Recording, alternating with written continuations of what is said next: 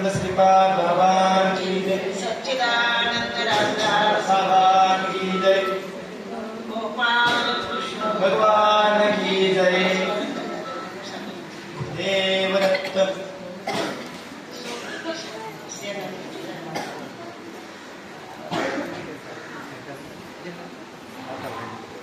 बघा, आपण सकाळपासून ऐकत आहात. सांगण्याचं तात्पर्य एक आहे. आतापर्यंत भरपूर कीर्तन ऐकले गेली, भरपूर प्रवचन ऐकून गेली, प्रवचने ऐकले, कीर्तने ऐकले, पण नेमकं काय घ्यायचं याच्यातून हे काही कळत नाही. मात्र आपण तुकाराम महाराजांचं ऐकतो, नाथ महाराजांचं ऐकतो, माऊलीचं ऐकतो, पण स्वतः ऐकत नाही. स्वतः ऐकत नाही. आणि जोपर्यंत आपण स्वतःला मान्यता देत नाही तोपर्यंत हे खरं गोष्ट कळणारही नाही. काय सांगते, आपण जगाकडे ब्रह्मदृष्टीने पाहतो, पण स्वतःकडे ब्रह्मदृष्टीने पाहतो का? आपल्याला सोडून ब्रह्म देव तिकडे आणि मी इकडे कधी टाळा बसतात. मग देव आणि मी एक आहे. जो सद्गुरूला शरण गेलेला आहे, त्याला महावाक्य तत्त्वमसी ऐकायला मिळालेला आहे, ज्याचा असा बुद्धीचा निश्चय झालेला आहे, देव आणि मी एकच वस्तू आहे. कारण की मी नाही सांगत. सद्गुरू मूर्ती चव्हाण बाबा हजर असताना अशा अक्कल सांगितलं की मी शिकली नाही, अशी नाही, तशी नाही. मी काही कॉलेजमध्ये गेलेली नाही. मला याच्यात परमात्मा म्हणजे काय भानगड हे कळत नव्हतं. 14/1/91 रोजी बाबांच्या कृपेने भाग्य उदयाला आलं. भाग्य उदयाला आल्यानंतर बाबा सांगायचे ताई माळ घाल, बापू सांगायचे ताई माळ घाल. मी म्हणायची बापूला, भाऊ तुमचं निघून जाईल, तुम्ही सगळे मंडळी शिकलेले आहेत, मी शिकलेली नाही. बाबांनी मला एकच वाक्य सांगितलं, माझी धनाबाई कुठल्या शाळेत गेली, माझी मुक्ताई कुठल्या शाळेत गेली, माझी सखूबाई कुठल्या शाळेत गेली, बहिणाबाई कुठल्या शाळेत गेली. मुक्ताबाईने ग्रंथ लिहिले, ताई तुला ग्रंथ लिहायला नाही सांगत, पण सद्गुरूच्या कृपेने तुला तो अनुभव आलेला आहे, तो अनुभव सांगायला हरकत नाही. अनुभव सांगण्यासाठी आधी तुला काय करावं लागेल हे बघ. मुक्याच्या तोंडात साखर टाकली आणि बोलक्याच्या तोंडातही साखर टाकली. ज्याला बोलता येतं तो बोंबा मारून मारून सांगेल साखर गोड आहे, साखर गोड आहे, साखर गोड आहे. पण मुक्याच्या तोंडात साखर जर टाकली गेली, त्याला जर विचारलं साखर कशी गोड आहे, तो एवढं तर करशील ना म्हणे.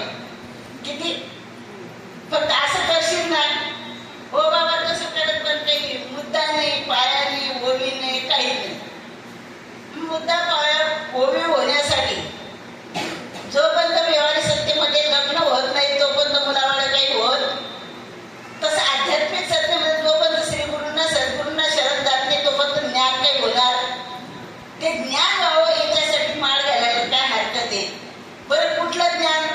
ज्या ज्ञानाने अत्यंत दुःखाची निवृत्ती होईल, परमानंदाची प्राप्ती होईल, असं ज्ञान तुला मिळावं अशी जर तुझी इच्छा असेल तर तुला माळ घालायला काही हरकत.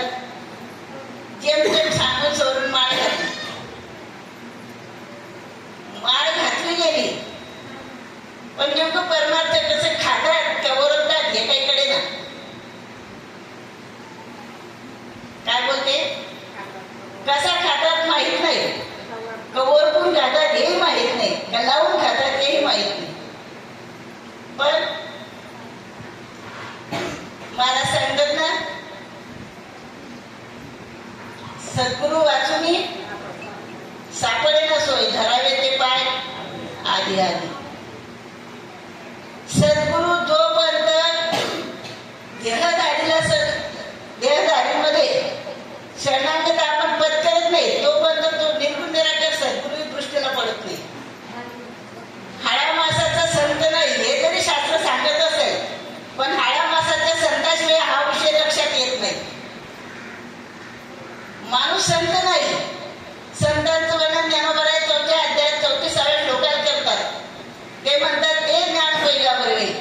जरी म्हणे आधी आणावे तरी संताया बदावे सर्वस्वेसी.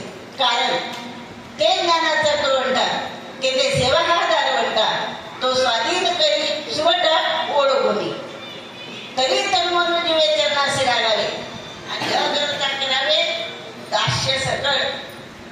कशासाठी? मग अपेक्षित ते आपले सांगितले कुशिले जेणे अंतकरण बोधले संकल्पाने. जर सद्गुरूंना शरण गेलो तर अंतकरणामध्ये ते चिटकून गेलं तर मग मात्र त्या सुखाला पारावार केला. आता नेमकं सुख कशाला म्हणतात हेही कळत नव्हतं, दुःख कशाला म्हणतात हेही कळत नव्हतं.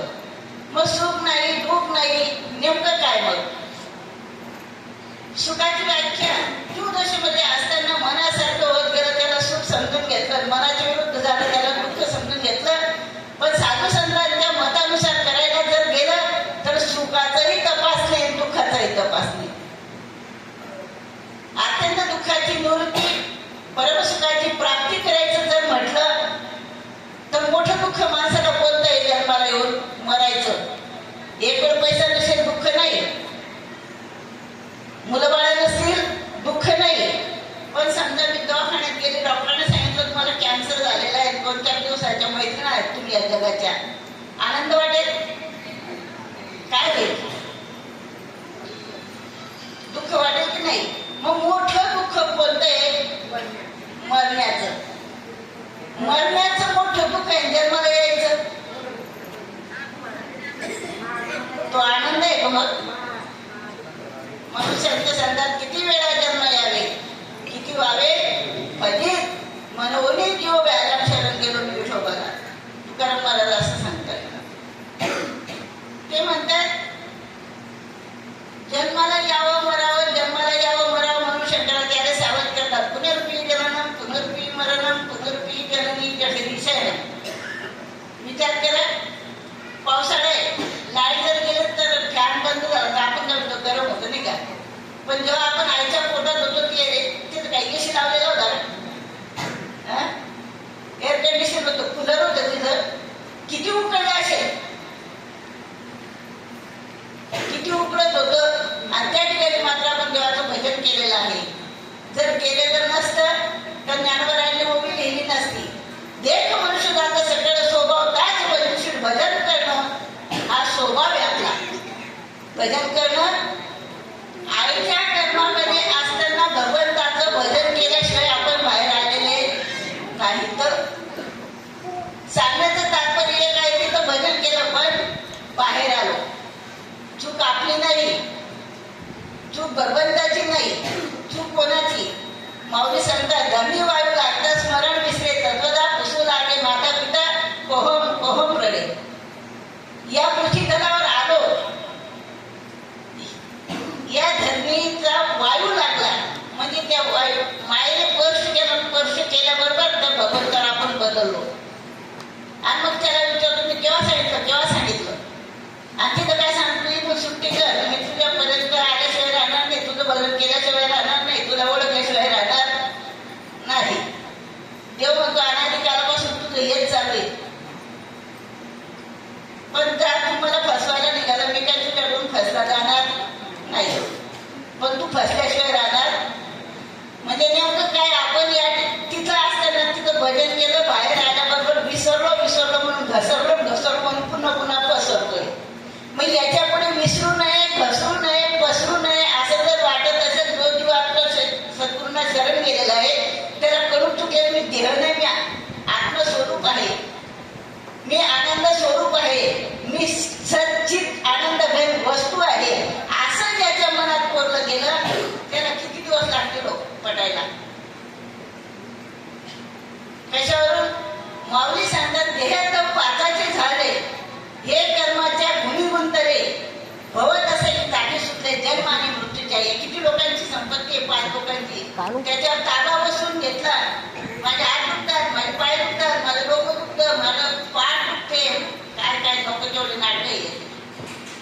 पण एका दिवशी काही म्हटल्याबरोबर आपण नवऱ्याला असं नाही ते आज मी खूप दुखते आणि तो नवराही आपल्याला ते सांगितलं की आज मी पण दुखतो. नेमकं काय?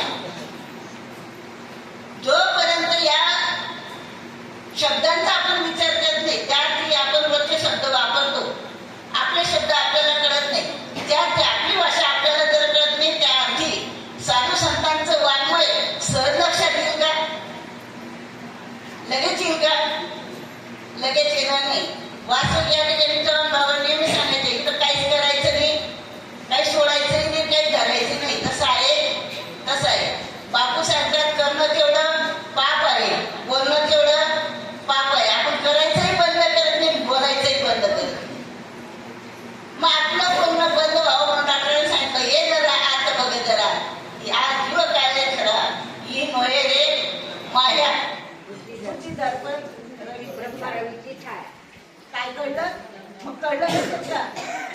जीव खरं नाही. जीव कोणी केला? जीव केला नाही. मग आपलं जीव झालो नाही. बरं झालो म्हणायला गेलं तर कोणी करू लागला आपला जीव? जीव झालाही नाही, जीव केलाही नाही. मग नेमकं काय? तर आपली समज झालेली आहे. काय झाली आहे? फक्त समज झालेली आहे. आणि तेवढी समज आपल्याला काढायची डोक्यातून. मग ती समज निघण्यासाठी गुरुंनी आपल्याला काय केला? बोध दिलेला आहे. त्या बोधाचं उत्तर जर ऐकायला गेलं किंवा ते गुरु सांगतात बाबा मी तुला काय देणार, तू माझ्यापासून काय घेणार, ती वस्तूच तू आहे. कोणती वस्तू?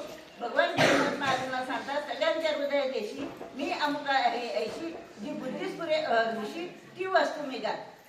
किती दिवस लागतील शोधायला? आता पत्ता इथं पडला हातात, काय राहिलं?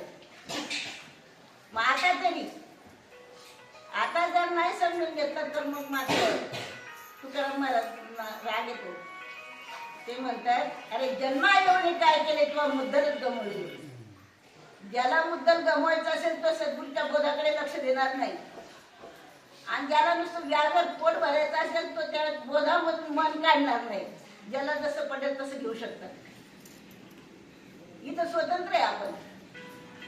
संतांचं काम आहे सांगण्याचं, म्हणून ते भरपूर सांगून गेले. पण आपण याच्यातून किती घ्यायचं आणि किती नाही घ्यायचं हे मात्र आपल्या मनावर अवलंबून आहे. आणि म्हणून किती जरी कीर्तन प्रवचन ऐकले गेली पण आपल्या मनापर्यंत ते पोचत नाही. मनापर्यंत का पोचत नाही तर आपण त्याच्यात मनच टाकत नाही. मन का टाकत नाही तर अनंत युगाचे अनंत काळ, अनंत काळाचे अनंत जन्म, अनंत जन्माचे अनंत कर्म, अनंत कर्माचे अनंत वासना या डोक्यात ठेवलेला आहे. आणि हा जो बोध आहे या बोधाने साधू संत सिद्ध दशेला गेलेले आहेत. या बोधाने साधू संत सिद्ध दशेला गेले. तुम्ही आम्ही प्रपंचातला हा बरबटलेला जीव आपल्या हातात गेलेला आहे. मग याचा वापर किती करावा, कसा करावा याच्यासाठी आपल्याला सद्गुरूंनी रीत दाखवलेली आहे. त्या रीतीप्रमाणे जर चाललो तर मात्र देव आणि मी एक आहे अशी समजूत व्हायला वेळ लागत नाही. पण केल्याने आधी बस एवढं मला सांगायचं होतं. आम्ही म्हणून आता पुढे बापू आपल्याला मार्गदर्शन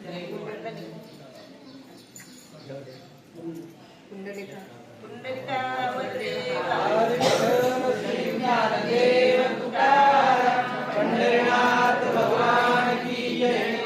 ज्ञानेश्वर महाराज की जय. जगद्गुरु संत तुकाराम महाराज की जय.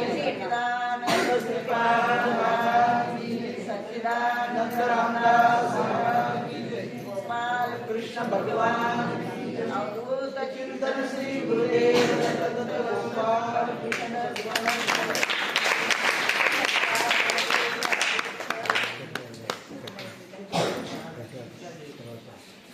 आता या ठिकाणी